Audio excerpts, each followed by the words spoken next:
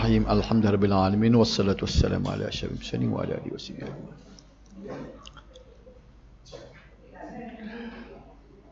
Seperti biasa, kita undur ke belakang sikit, tengok kaedah-kaedah fiqh yang telah dipelajari.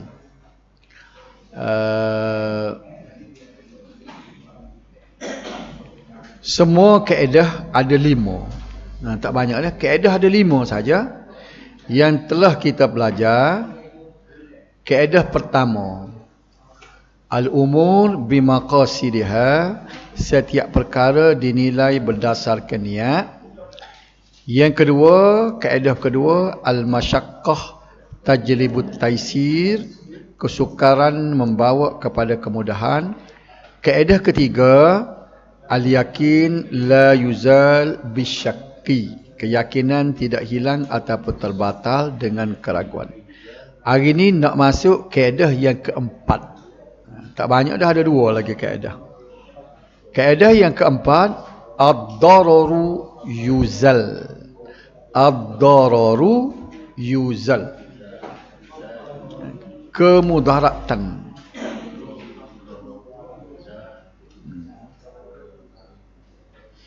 Kemudaratan mesti dihilangkan. Okey. Okey. Dalam nota tidak kemudaratan tu apa dia tulis itu? Kemudaratan juga. Kemudaratan dihilangkan. Baik, sebelum kita bincang tajuk keempat ni ataupun kaedah keempat ni, dari segi kaedah dia cuba elok jangan berlaku benda mudarat. Dan syarak akan membenar sama beri kelonggaran asalkan benda mudarat tu boleh hilang. Dia letak utama. Menghilangkan mudarat itu adalah benda utama. Kalau ada satu keadaan yang membawa mudarat, maka kita kena usaha tolak dia. Jangan ada mudarat. Okey. Kaedah ini membawa pengertian bahawa sesuatu yang boleh mendatangkan kemudaratan mestilah dihapuskan, dan perkara yang memudaratkan itu hendaklah dihilangkan. Itu asas dia. Maka kita bergeraklah kepada kaedah-kaedah anak, kaedah-kaedah kecil pecahan dia ni, asalkan benda mudarat itu boleh kita hilangkan. Walaupun begitu, sesuatu yang boleh membawa kepada kemudaratan tidak dapat dihilangkan dengan kemudaratan. Kita nak tolak katakan satu mudarat tu berlaku depan kita. Nak tolak mudarat tu, kita buat mari mudarat lain. Itu bukan kaedah dia. Nak tolak mudarat, tak boleh tolak dengan mudarat lain. Orang panggil apa dia ni? Kamu lubang, gali lubang. Nak bayar hutang, kibul hutang bolok. Nak hilang mudarat, tak boleh cari mudarat lain. Itu asal dia lah. Sumber asal kaedah. Ulama-ulama ni, dia dapat kaedah ni ambil mana sebenarnya. Itu makna sumber asalnya. Bukan dia rekod tak. Sebab ada hadis Nabi. Asas kepada kaedah ini ialah hadis Rasulullah sallallahu alaihi wasallam, la darar wa la dirar. Pendek je hadis ni dah. Tapi membawa pengertian darar, iaitu melakukan kerosakan terhadap orang lain, termasuk dia sendiri lah. Kita buat mudarat. Dirar ni pula kita bertindak balah, melakukan kemudaratan yang serupa dengan kemudaratan terhadapnya. Jadi Nabi tak bagi, kita buat mudarat pun dia tak bagi, kita balah mudarat pun tidak boleh. Itu kaedah. Daripada hadis ni, hadis riwayat Imam Malik ni, maka ulama membina hadis membina kaedah tadi, iaitu ad-dararu yuzal. Kena hilangkan benda-benda yang membawa mudarat ini. Hadis ini bermaksud tidak harus bagi seseorang melakukan kemudaratan terhadap saudaranya, sama ada memulakan ataupun membalas. Ulama bersepakat bahawa kaedah ini mengecualikan darara yang diizinkan oleh syarak seperti kisos. Kisos tu orang panggil balas lah tu. Dia bunuh orang, kemudian kerajaan menjatuhkan hukuman bunuh ke atasnya. Itu dikecualikan. Hudud dan takzir, ini dikecualikan. Ini kerana sesungguhnya menolak kerosakan hendaklah didahulukan daripada menarik kebaikan. Walau bagaimanapun hukuman-hukuman ini pada hakikatnya tidak disyariatkan, melainkan kerana hendak menolak kemudaratan juga. Skop pelaksanaan kaedah. Secara umumnya skop ini adalah seperti kaedah-kaedah asas yang lain. Ia meliputi kesemua hal-hal yang berkaitan dengan muamalat dalam Islam. Antara contoh-contoh klasik yang sering dikaitkan dengan kaedah ini adalah seperti berikut. Kita nak faham kaedah dia, tolak mudarat ni lagu mana. Nak tengok contoh. Boleh dipulangkan barang yang dibeli kepada penjual kerana terdapat kecacatan padanya. Kita nak tolak mudarat bila kita dapat barang, walaupun dah kita jual beli dah. Ini dipanggil khiyar. Jadi khiyar hadis sebenarnya bertolak di atas kaedah la darar wala dirar tadi. Ditahan dari mengurus harta sendiri ke atas as-safih. Nak tolak daripada mudarat orang bodoh. Kan orang yang bodoh tu dia kena ada wali dia pegang harta dia. Kalau dia urus, maka harta dia akan hilang. Dia akan wikok orang, dia tok koksi ke apa kan. Jadi maknanya nak menolak kemudaratan. Hukum yang membolehkan orang lain ambil alih jaga harta orang sapih, orang bodoh ni kerana nak menolak kemudaratan. Dan dilarang mufti yang tidak bersopan dari mengeluarkan fatwa. Mufti yang akhlak dia buruk ke, ataupun dia membuat benda-benda mungkar. Kita bimbang tertakut dia keluar fatwa tu terpengaruh dengan sikap dia. Dan doktor yang jahil dari merawat orang sakit kerana amalan-amalan mereka ini mendatangkan mudaratan ke atas diri mereka dan orang lain. Fasah nikah yang disebabkan aib, kepapaan dengan nafkah dan sebagainya. Boleh fasah kan? Perempuan yang lepas berkahwin baru dia tahu ada aib pada suaminya, maka syarat membenarkan fasah. Jadi fasah ni nak tolak daripada kemudaratan dan kepapaan dan sebagainya dah. Kisos, hudud dan takzin macam tak adalah. Sebenarnya hukum-hukum ni walaupun nampaknya macam bunuh orang, keberat nampaknya, hudud, potong tangan apa semua tu, sebab dan hukum takzir, semuanya itu untuk menolak kerosakan, kemudaratan. Baik daripada ad-dararu yuzal tadi pergi kepada kaedah-kaedah pecahan dia. Kita tengok setakat mana dia dan. Tidak dan kita tengok setakat mana dia patutlah. Kalau banyak dah jadi payuh pula kita nak faham dah. Ambil sikit-sikit sudah. Kaedah ini paling banyak melibatkan permasalahan dalam hukum fiqh. Kaedah asas ini telah membentuk neng kaedah pecahan seperti berikut. Ada neng pula. Anak dia dan rasa neng dah. Nombor 1. Serupa dengan kaedah dulu. Kaedah al-masyaqqah tadi. Tajlibut taisi tadi. Ad-darurat tubihul mahzurat. Darurat itu membolehkan tegahan-tegahan.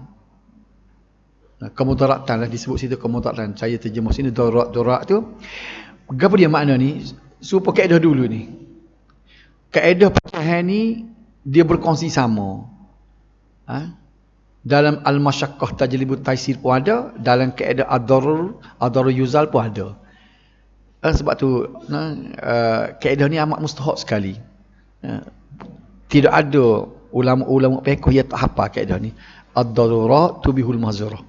Maknanya keadaan darurat itu menyebabkan boleh kita buat benda haram selama ni. Kita dah jumpa ada contoh banyak tadi kan. Makan bangkai.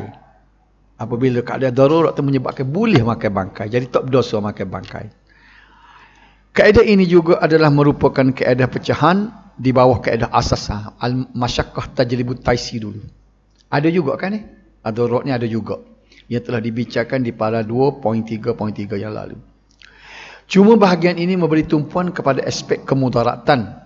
Darurat ialah sesuatu yang tidak memungkinkan tercapainya 5 kepentingan asasi bagi seorang Muslim. Manakala al-mahzurat ialah perkara-perkara yang wujud nas syarak melarang dan mengharamkannya. Kaedah ini bermaksud bahawa sesuatu yang dilarang oleh syarak boleh bertukar menjadi harus. Hukum dia tukar. Makan bangkai itu haram. Tapi bila keadaan darurah menjadi harus. Hukum tukar tak? Itu sebab dia panggil tubihul mahzurah. Mengharuskan benda haram. Apa boleh mengharuskan? Ad-darurah. Boleh faham benar tak? Ad-darurat mengharuskan al-mahzurah. Ad-darurat ni mana? Keadaan terpaksa. Al-mahzurah hukum yang dilarang. Ad-darurat tubihu al-mahzurah.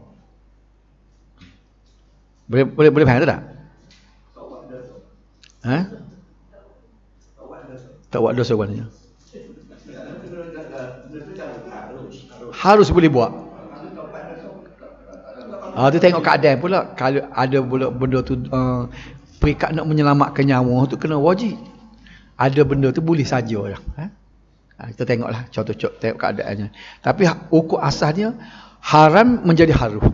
Hukum dia tukar. Dalam konteks ilmu usul fiqh ia dinamakan ruksah. Kita dah belajar bincang panjang lebar dah ruksah, kelonggaran. Bagi ruksah. Ruksah bermaksud diberi kemudahan dalam melakukan sesuatu ibadat jika ada sebab dan darurat. Di samping kekal hukum asalnya apabila hilang sebab dan darurat.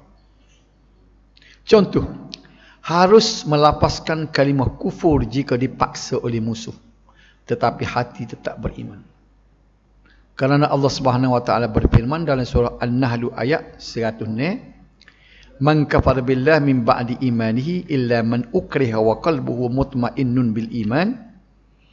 Sesiapa yang kufur kepada Allah Subhanahu wa taala sesudah ia beriman, maka baginya kemurkaan dan azab daripada Allah, kecuali orang yang dipaksa melakukan kufur sedang hatinya tenang tentram dengan iman.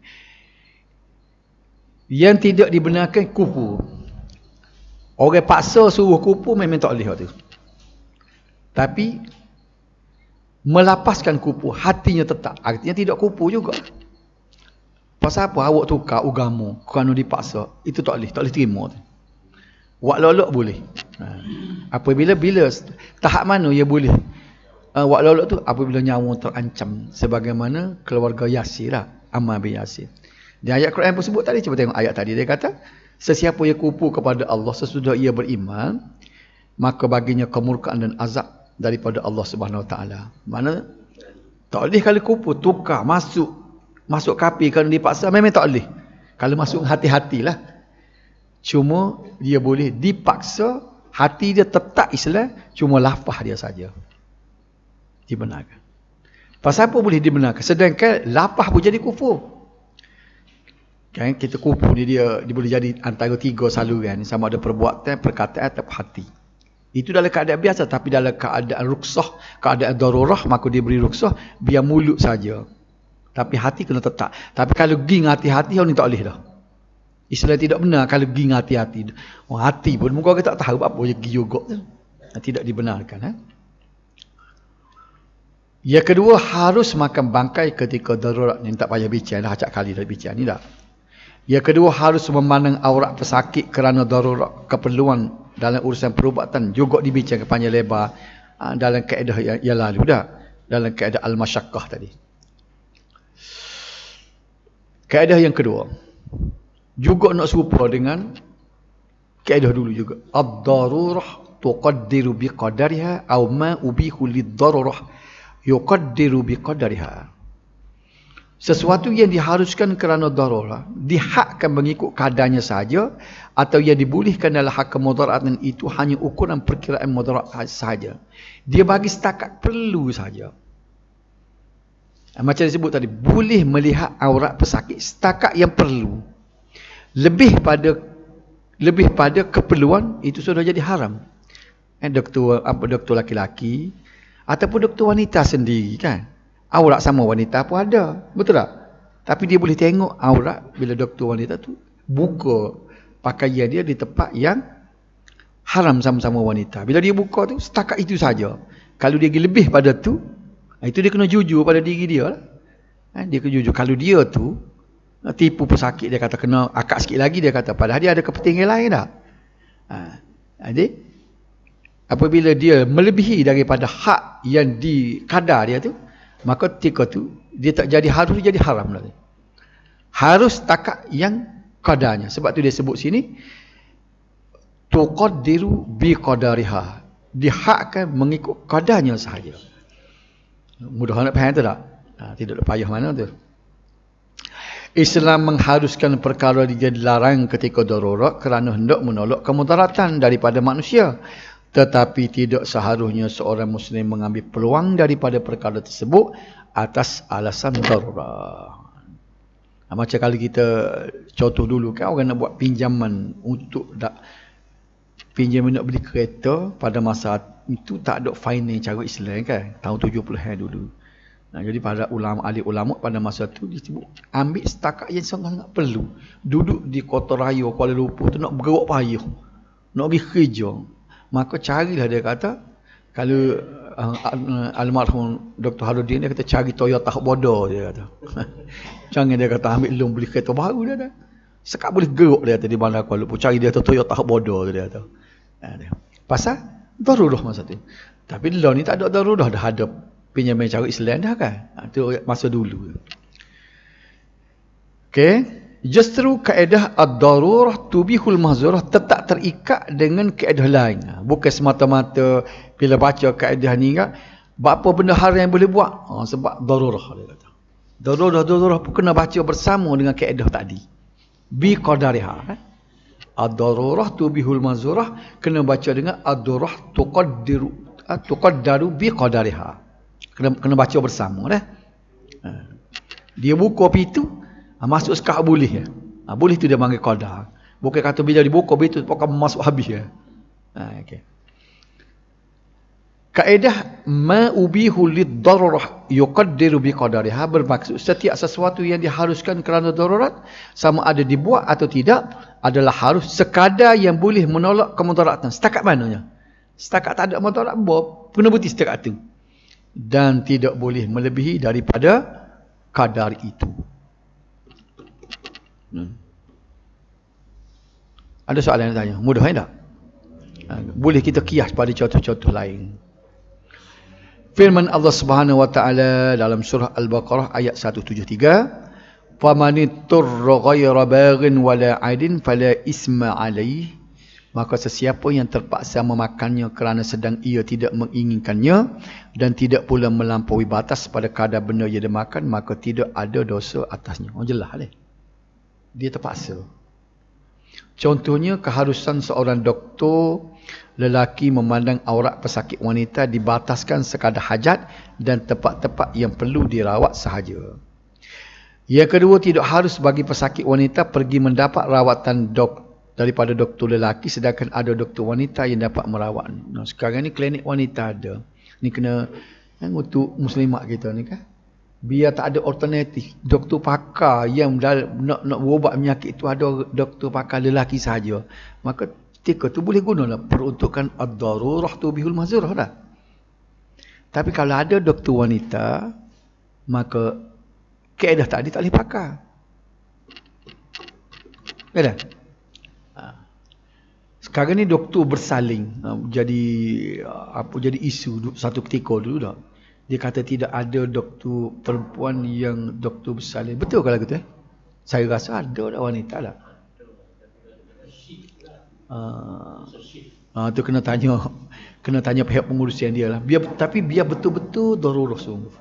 Kita kena jujur benda gini. Dalam kita bermuamalah segala-galanya kita kena jujur. Janganlah guna kesempatan kaedah syarat mengharuskan tu sehingga kita langgar kadar dia. Tu kena jujurlah kita tu dah. Sebab kok mana kalau langgar cara tu, kalau berdosa tu tak berdosa dah. Orang gila tidak boleh dikahwinkan melebihi satu isteri kerana hajatnya sudah tercapai dengan satu saja. Sebab apa dia ambil orang gila boleh menikah? Ni dia ambil contoh orang gila. Orang gila ni sebabnya memenuhi sebagai nak cari pasangan hidup wis seorang je. Walaupun cara nak membenarkan 4 orang. Kena beri kadar cukup bagi dia. Seorang. Jadi kita ni hak seorang ni masuk kategori gila kau. Berapa dia ambil contoh ni Ni saya ambil nota daripada Kiyah ni. Kalau ada contoh-contoh lagu ni kan saya tak itu ni. Bukan saya buat dah. Sebutir pun tak ada. Saya ambil daripada nota Kiyah.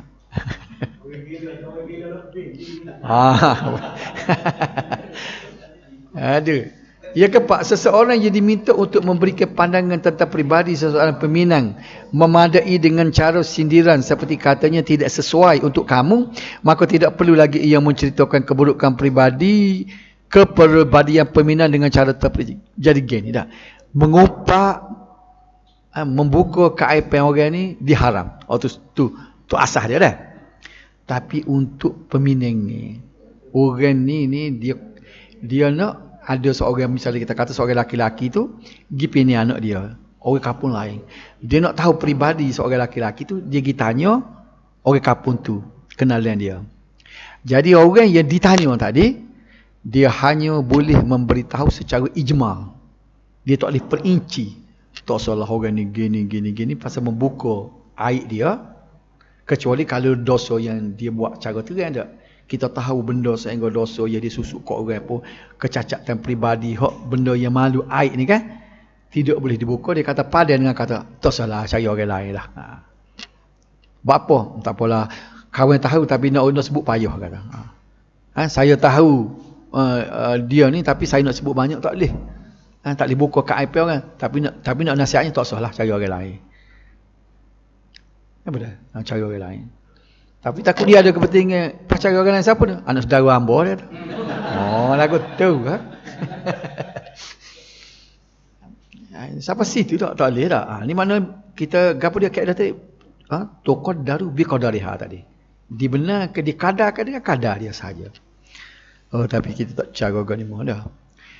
Yang ketiga. Ada lagi dah? Muka bagus 10.30 pun. Ad-dararu la yuzal bid-daruri. Apa pula? Yang ketiga tadi. Ni pecahan kecil tadi. Orang panggil kaedah-kaedah kecil dia tadi. Yang ketiga ialah kemudaratan tidak boleh dihilang dengan kemudaratan. Nak sesah satu masalah, buat mari masalah lain. Itu bukan kaedah dia.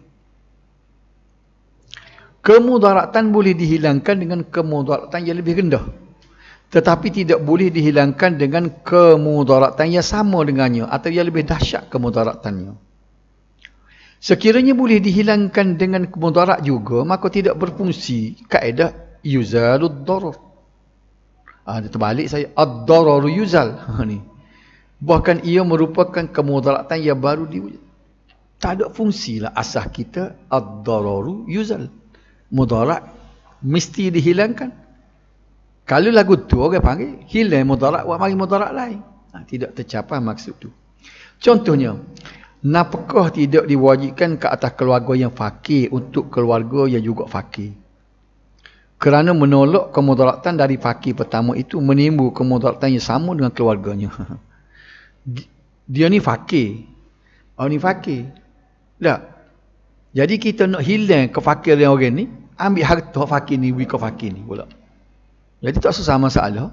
Kita nak membasmi kemiskinan, pergi wujud kemiskinan lain. Okey. Seorang yang berhajat menolak kemudaratan dirinya daripada kelaparan, tidak memperoleh sesuatu melainkan makanan orang lain. Dia sama berhajat sepertinya juga, maka dia tidak boleh mengambil makanan orang itu. Sama-sama ada makanan secukupnya tak? Dia nak sesah masalah lapar dia ambil makanan orang. Jadi kawan tu pula laparnya. Kalau ambil orang lebih makanan itu cerita lain dah. Jadi tidak boleh. Nak sesah masalah lapar dia, masalah lapar tu pindah kepada orang lain. Kalau seseorang dipaksa membunuh seseorang yang lain, nescaya tidak harus dia membunuhnya. Tengok. Kerana pembunuhan itu menimbulkan kemudaratan yang sama atau lebih besar daripadanya. Ini kita bincang dah dulu. Dipaksa bunuh. Dia membunuh kerana nak selamat satu nyawa, bunuh orang lain. Akan tetapi kalau seseorang dipaksa minum arak, kalau tidak diminum dia akan dibunuh. Boleh ke tak ni? Maka harus. Sebab apa? Rengil. Minum arak itu kerana ancaman bunuh itu lebih berat daripada minum arak. Orang letak pistu suruh minum arak, baru boleh hukum dia. Okey. Yang keempat, al-hajah tanzilu manzilat ad-darurah ammatan kanat aw khassah.